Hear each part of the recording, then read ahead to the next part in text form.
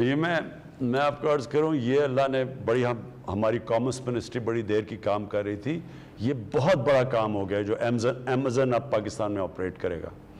اس سے اتنا آسان ہو جائے گا لوگوں کے لیے اپنی چیزیں ایکسپورٹ کرنا. یہ تو ہم یعنی اللہ کا بڑا کرم ہوا ہے، اور ہمارا نوجوان آبادی ہے، اور ہمارے موقع مل جائے گا کہ کوئی بھی چیز ایکسپورٹ کرنی ہے وہ امیزون کے تھرو. تو یہ تو لیکن ابھی شروعات ہے.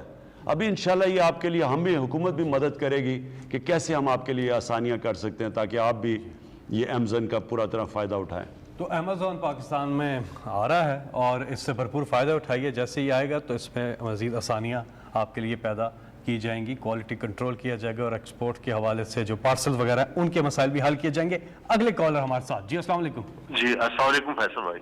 جی وعلیکم السلام. جی کون صاحب؟ پرائم منسٹر صاحب کو میرا سلام. میں ان سے ایک عرض کرنا چاہتا ہوں کہ یہ جو آپ نے یہ کرونا کے اوپر جو ٹائمنگ تھی، آپ کے رستو صاحب نے جو ہے تو ٹائمنگ کم کی تھی، تو اس کی وجہ سے بازاروں میں بہت زیادہ رش بڑھ گیا تھا، تو جس کی وجہ سے کرونا کا مسئلہ پیدا ہوا ہے.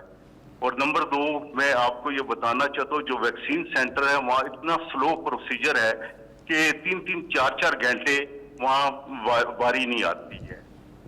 اور نمبر 3، میں پرائم منسٹر صاحب کو یہ ایک بات پوچھنا چاہتا ہوں کہ آپ عمرے سے جب واپس آئے ہیں، تازہ عمرہ کر کے آئے ہیں، اور آپ اپنی ایمانداری سے بتائیں کہ آپ اپنے منشیروں اور وزیروں سے آپ مطمئن ہیں؟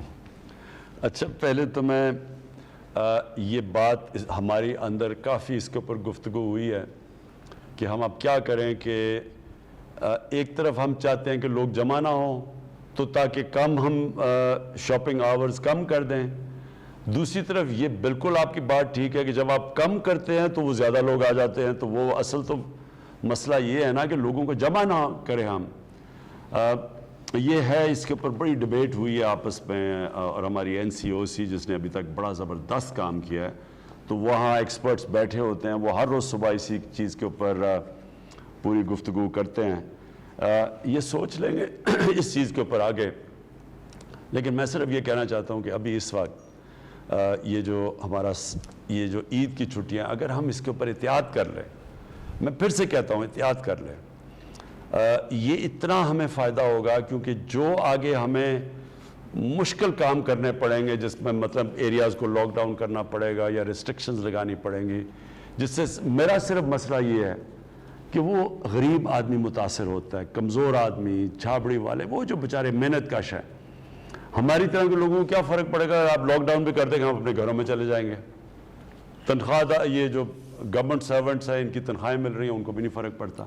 لیکن وہ جو ہر روز پیسے کما کے اپنے گھر میں پیسہ لے کے جاتا ہے اپنے بیوی بچوں کو کھانا کھلانے کے لیے، وہ پس جاتا ہے. میں پھر سے آپ کو بتا رہا ہوں، 22 کروڑ لوگ ہندوستان کے اندر غربت کی لکیر سے نیچے گئے ہیں جب سے انہوں نے لاک ڈاؤن لگایا. اور اس لیے وہ اب نریندر مودی ڈر ہے لاک ڈاؤن لگاتے ہوئے، حالانکہ وہاں اب تباہی مچی ہوئی ہے. اس کو ڈر یہ لگ گیا کہ اگر میں پھر سے لاک ڈاؤن لگایا، حالانکہ کئی شہروں میں لگ گیا ہندوستان میں، کیونکہ وہاں جس طرح حالات ہیں آپ کے سامنے ہیں. آپ اب جب تصویریں دیکھیں تو بڑے ہمیں تکلیف ہوتی ہے دیکھ کے. لیکن اس کو پتہ ہے کہ اگر لاک ڈاؤن لگایا اس طرح تو یہ جو سارا نچلا طبقہ ہے، جو انفارمل لیبر ہے، یہ تو تباہ ہو جائے گا. تو امیر ملکوں کے اندر غریب لوگوں کا برا حال ہے، جو امیر ملک میں بھی ہیں، تو یہاں ہمارا تو بہت برا ہے. اس لیے میں آپ سے بار بار تاکید کرتا ہوں کہ پوری طرح احتیاط کریں. یہ سمپل چیز ہے، یہ تو اتنا مشکل نہیں ہے نا. ہر جگہ بس یہی لگا کے پھر اسی سے نیچے آ جاتا ہے. اچھا، دوسری بات آپ نے کی وزیروں، ہاں اچھا ویکسین کا میں آپ کو بتا. دیکھیں، ہم کوشش کر رہے ہیں، دعا کریں ہم کام. ساری دنیا میں ویکسین کی کمی ہو گئی ہے. ہم کوشش کر رہے ہیں کہ پاکستان کے اندر مینوفیکچر کی جائے ویکسین. اس کے اندر ہماری بات چیت چل رہی ہے، اور انشاءاللہ خوشخبری دیں گے آپ کو. اور ایک اور چیز انہوں نے پوچھی تھی کہ ایمانداری سے بتائیں کہ کیا آپ اپنے وزراء کی کارکردگی سے خوش ہیں؟ دیکھیں، یہ ایسے ہے کہ 11 کھلاڑی ہیں میری ٹیم میں. ہر کوئی تو سپر سٹار نہیں ہوتا. کوئی اچھا کرتا ہے، کوئی برا کرتا ہے. جو بہت ہی برا کرتا ہے اس کو ٹیم سے نکال کے دوسرے کو لے آتے ہیں.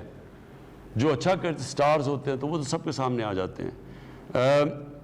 ہمارے کئی وزراء بڑا زبردست کام کر رہے ہیں، اور کئی وزراء اگر وہ اچھا کام نہیں کریں گے تو پھر ٹیم بدلنی پڑے گی. یہ آپ اس کا جواب ہے. اگلے کالر ہمارے ساتھ. جی السلام علیکم. السلام علیکم جی. 051. جی کون سا بات کریں؟ جی میں محمد ایاز بات کر رہا ہوں. جی جی ایاز ناگو راولپنڈی سے. جی جی سوال پوچھیے گا. جی سر میں دونوں ہاتھوں سے معذور ہوں اور بچپن سے خان صاحب کو جانا، کرکٹ کھیلتے جانا میرا بچپن اسی میں گزرا ہے کہ خان صاحب کو کرکٹ کھیلتے دیکھیے میں بہت بڑا ان کا فین ہوں. تو مجھے کچھ نہیں چاہیے ان سے، بات یہ ہے کہ 5 منٹ کی جانا ملاقات درکار ہے. جی ملاقات آپ پلیز ایم ایس صاحب پلیز ان کو آرگنائز کریں. جی اگلے کالر ہمارے ساتھ 0519224900 پر کون ہیں؟ جی السلام علیکم. جی وعلیکم السلام. میں فیصلہ ماسٹر بات کر رہا ہوں گریس سے. جی 12 سال سے نا گریس میں مقیم ہوں. میں منڈی باولدین کا رہنے والا ہوں. گوجرا منڈی باولدین میں میری ایک دکان ہے جو 2013 میں خریدی تھی. 3 مرلے کی دکان ہے جس کے ایک مرلے کے اوپر ڈی ایس پی راجہ فخر محمود ملک وال میں اس نے قبضہ کیا ہوا ہے، قبضہ کرایا ہے. اور پچھلے 10 مہینے سے پی ایم ڈی او کے اوپر میں نے بہت زیادہ دفعہ اپلیکیشنیں دی ہیں لیکن کوئی آدمی سنتا ہی نہیں ہے. یہ نوٹ کر لیا آپ کا. انشاءاللہ اس کے اوپر ہم پوری انکوائری کریں گے.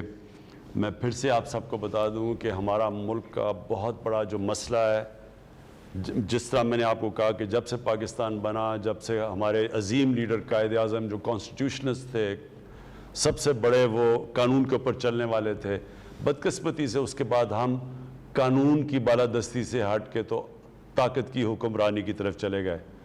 اور یہ ایک بڑا مسئلہ، یہ جو قبضہ گروپ بھی ہیں، یہ جو قبضہ گروپ ہے یہ کبھی بھی طاقتور کے اوپر تو نہیں ہاتھ ڈالتے. یہ بیچارے وہ کمزوروں کی زمینیں قبضہ کر لیتے ہیں. تو ان کے اوپر تو میں نے پوری جنگ ڈکلیئر کی ہوئی ہے. میں نے ایک اپنا میرا جو پورٹل ہے پرائم منسٹر کا، اس کے اوپر آپ لکھا کریں. اگر آپ نے اس کے اوپر، اس کا نمبر سب کے پاس ہے، آپ اگر اس پورٹل کے اوپر یہ لکھ دیں، بلکہ میں چاہوں گا کہ اس کے بعد نیچے بھی آپ چلائیں یہ نمبر. اگر آپ کی کسی کی بھی زمین کے اوپر قبضہ ہوا ہوا اور خاص طور پہ کسی طاقتور نے کیا ہوا ہے، کسی قبضہ گروپ نے، پلیز اس کے اوپر لکھیں. میرا کام ہے پھر اس کے اوپر فوری طور پہ انویسٹیگیٹ کرنا. میں آپ کو بتاؤں ابھی تک آپ کو حیرت ہوگی، یہ مجھے بڑی خوشی ہے کہ یہ ہم نے تو جنگ ڈکلیئر کی ہوئی ہے نا یہ قبضہ گروپ کے اوپر. تو بڑے بڑے ہم نے قبضہ گروپوں کے اوپر ہاتھ ڈالا ہوا ہے. کوئی پرانے وزیر تھے، کوئی ایم پیز تھے، کوئی ایم این ایز تھے. میں آپ کو بتاؤں کہ ان میں سے ہم نے کتنی ابھی تک زمین ان قبضہ گروپوں کے ہاتھ سے چھڑوائی ہے. انہوں نے سرکاری زمین اربوں روپے کی قبضہ کر کے بیٹھے ہوئے تھے. اور یہ وہ لوگ ہیں جو پاور میں رہ کے انہوں نے زمینیں قبضہ کی ہوئی تھی. تو اب تک میں آپ کو پوری فگر دوں گا، میں نے یہاں لکھی بھی ہوئی ہیں کہ ہم نے جب سے ہماری پاور میں آئے ہیں، ہم نے اب تک کتنے لوگوں سے کتنی کی زمینیں چھڑوائی ہیں. آپ کی کالز کا سلسلہ جاری ہے. نمبر ہے آپ کی اسکرین پہ بھی آ رہا ہے 0519224900. آپ اس کرتے رہے. میں بھی آپ کو بتاؤں گا کہ ہم نے کتنے اربوں روپے کی زمین قبضے سے چھڑوائی ہے. اور یہ بھی میں آپ کو بتا دوں، اس پہ جو پرانے وزیر اور ایم این ایز تھے، ہم سب کو چیلنج کرتے ہیں کہ اگر ہم نے ایک بھی کسی کے اوپر غلط انتقامی کارروائی کی ہوئی، آپ عدالت میں جا سکتے ہیں. عدالتیں پاکستان میں آزاد ہیں. اور میں آج آپ کو کہہ رہا ہوں کہ ایک بھی ان میں سے نہیں جائے گا، کیونکہ ہم نے سارے لینڈ ریکارڈز کے یہ قبضے چھڑوائے ہیں. یہ تو طاقتور ہیں. اور اس میں ایک ایم این اے جس نے اربوں روپے کی زمین قبضہ کی ہوئی تھی، جو نون لیگ کی جو سینئر مریم نواز ان کے ساتھ جا کے کھڑی ہو گئی اور ان کے ساتھ کہا جی بڑا ظلم ہوا ہے. کیوں نہیں آپ جا کے عدالت میں پیش کرتے؟ کیوں آپ لینڈ ریکارڈز نہیں پیش کرتے؟ میں ایک منٹ یہ بھی آپ کو دکھا دوں ابھی تک کتنے ہیں. ابھی تک جی ہم نے 21,000 ایکڑ زمین خارج کروائی ہے جو کہ قبضے ہوئے تھے. 21